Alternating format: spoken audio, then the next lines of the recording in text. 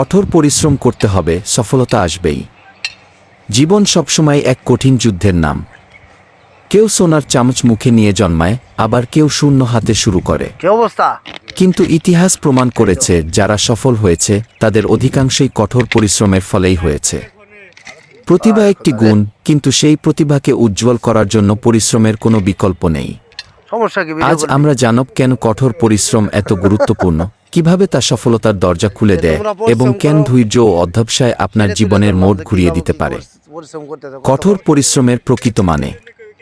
কঠোর পরিশ্রম মানে শুধু ঘাম ঝরানো বা সারাদিন কাজ করা নয়।